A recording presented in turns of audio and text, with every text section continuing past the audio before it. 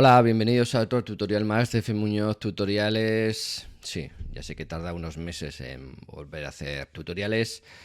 Bueno, entre el verano y que uno va liado, pues hacemos lo que podemos, pero volvemos a estar aquí.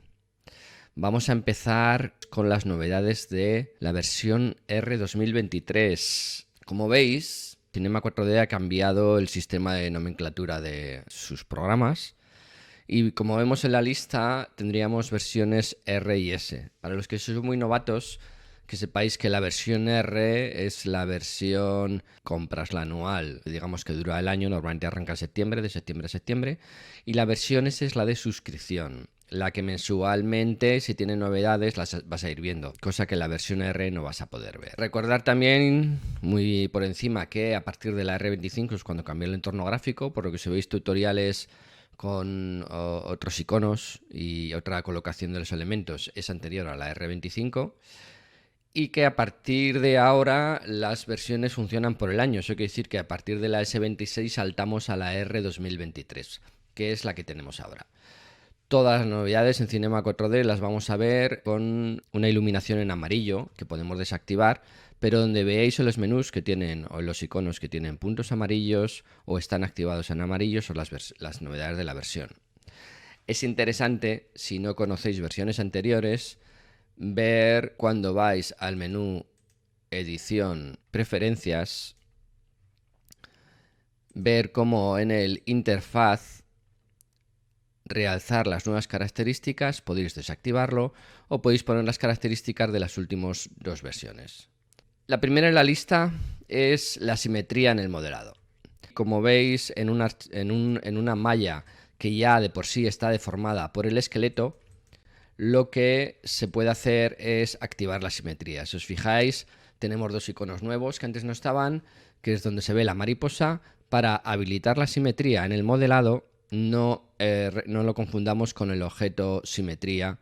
Una cosa es modelar y tener un objeto simetría que nos hace la simetría, y otra cosa es, mientras modelamos sobre cualquier objeto que ya tengamos, habilitar la simetría y configurarla. Cuando configuramos la simetría, tenemos el icono de la derecha, el de la ruedecita de configuración, y lo podemos hacer por modo planar, automático o por topología. ¿Por qué usar la topología? Porque con la topología lo que podemos hacer es que si el objeto no es realmente simétrico, y nos vamos a encontrar con problemas, si vemos que una vez que el objeto está deformado no coincide, lo que podemos hacer es en el separador definir por la arista. Si yo cambio aristas, lo que he pintado aquí es una línea de arista, esta línea de aquí, que podéis hacerla por ejemplo con el menú de selección trayectoria, que es muy interesante porque seleccionar las aristas no es cómodo. Marcamos la arista que define la simetría del objeto y cuando estamos en la configuración pulsamos el botón definir arista. Una vez que lo hemos hecho, al trabajar por topología, cuando nosotros seleccionamos los elementos, cambio al modo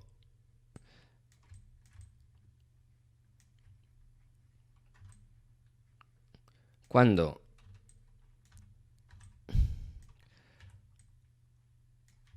realicemos el modelado, nos va a realizar la simetría por topología. Bien, otra de las novedades es que la simulación de dinámicas, en vez de tener que hacerla con las etiquetas bullet que teníamos de cuerpo rígido y cuerpo blando, lo que se ha evolucionado es la etiqueta cloth, que es con la que hacemos la ropa. Entonces, esas etiquetas con las que funcionamos, en las que, como veis, tenemos cuerpos blandos, tenemos cuerdas, tenemos conectores y tenemos globos, cinturón, cuerda y un colisionador, lo que hace es unos nuevos cálculos en los que, como veis, el rebote es mucho más realista. Podemos activar cosas como la deformación plástica, por ejemplo, o la opción de globo. Y claro, resulta todo bastante más divertido y más realista. Ya no solamente eso, sino que nos encontramos con ejemplos como este, en el que estáis viendo cómo directamente en el escritorio se está viendo la simulación de la tela. Al tener dinámicas en la tela, tenemos una evolución la verdad es que en versiones anteriores era algo bastante más cutre, tenemos una evolución de las telas y se pueden hacer ejemplos bastante chulos, como estáis viendo. Bien, recordad que en la ayuda de Cinema 4D siempre tenemos el que es nuevo en esta versión. Tenéis un listado de todo lo que es nuevo. Hemos visto la simetría, la simulación. Podemos trabajar con el Open Color IO, Ocio y Access, que es un modo de trabajo bastante más avanzado. Es un perfil de color que se supone que es mucho más realista si lo activáis en el render, y a la hora de trabajar con vídeo, digamos que es un estándar para trabajar en postproducción. Bien, para trabajar con la gestión de color en modo Access, podemos ir a la configuración del proyecto desde menú edición, configuración del proyecto, comprimido, veis que está en amarillo porque es una novedad. En gestión de color podemos estar trabajando de una forma básica. Podríamos trabajar en modo lineal, que también es mejor que sRGB, por ejemplo, para renderizar en Redshift o en Octane. Y si trabajamos en modo Open Color, ahí es donde tendremos ya configurado el espacio del render en modo hacer CG. Si queréis saber más sobre el tema, sabéis que tenéis a esa gente que pilota mucho de Grayscale Gorilla, que aparte de ofrecer plugins, subtitulan sus vídeos. Y en esos vídeos lo que vemos es cómo te hace una buena comparativa entre los renders. Interesante que podemos añadir keyframes a la animación con ropa de cloth. Esto quiere decir que, como en el ejemplo que habéis visto, en ese ejemplo de Twitter que os he puesto, podemos animar una malla con los joints, que es solo huesos ahora, y también que se deforme con el cuerpo blando, con el soft body de la simulación. Otra de las opciones es que dentro de la simetría podemos usarla y activarla dentro del clonado, como veis en este ejemplo. Eso lo vais a ver que lo tenéis en la malla a la hora de modificar y clonar. Tenéis un simetrizar con su rueda de preferencias, donde podemos cambiar, como hemos visto antes, en qué modo y qué marcamos como eje de simetría. Dentro de preferencias vista podemos encontrar una opción que, aunque sea muy sencilla, puede resultar cómoda, que es cuando tenemos elementos debajo del plano de trabajo, por lo que sea, y tenemos que estar editándolo si nos molesta la vista, podemos activar dibujar plano de trabajo detrás. También tenemos novedades en cuanto a la integración de GoZ, que es la integración de Cinema 4D con ZBrush o ZBrush, como lo queráis llamar. Ya sabéis que Maxon compró este programa y poco a poco va mejorando su integración. En este caso, a la hora de exportar, podemos ampliar el nivel de subdivisión de los polígonos. Por ejemplo, aquí veis un ejemplo en el que se aumenta la subdivisión del polígono antes de exportar a GoZ.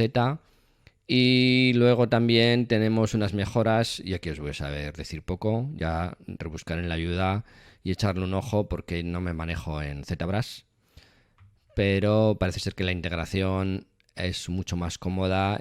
Una de las novedades que me parecieron más espectaculares es la herramienta rehacer la malla, que no confundamos con reducción de polígonos, que es bastante más cutrecillo. Rehacer la malla lo que nos consigue es que podamos, una vez que tenemos la malla creada con el constructor de volumen, os recuerdo que tengo un tutorial en el canal sobre el constructor de volumen muy interesante para crear formas complejas. ¿Cuál es el problema que tenía? Que el constructor de volumen al final creaba una malla, acababa generando una malla pesadísima. Vamos a ver, de hecho, con mayúsculas C, la información del objeto.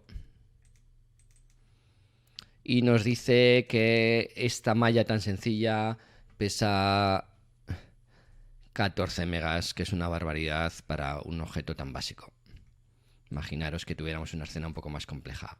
La densidad, bajando la malla, es bastante interesante. En este caso, rehacer malla, he estado probando varias opciones, habría que trabajarlo un poco más, pero he llegado a bajar la densidad hasta 1, al 5%, al 2, al 1. Es bastante interesante. Y desde la acción de densidad de malla y ZRemesser. De hecho, es más, la acción al 1% es esta, que es una malla bastante básica que puedo meter dentro de una subdivisión de superficie y elegir cuánto la subdivido.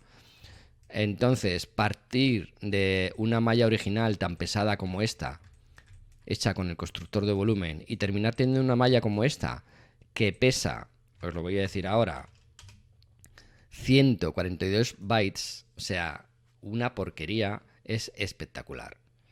Bajamos a 2000 polígonos una malla, cuando la malla original lo que tiene son 208.800 polígonos. Fijaros que metiéndolo en una subdivisión de superficie, el resultado del render, no notáis la diferencia entre uno y otro. O sea, a mí esta herramienta me ha parecido una pasada. Muy bien, pues este es un poco el resumen. Espero que os haya gustado. Espero vuestros comentarios. Nos vemos en la próxima.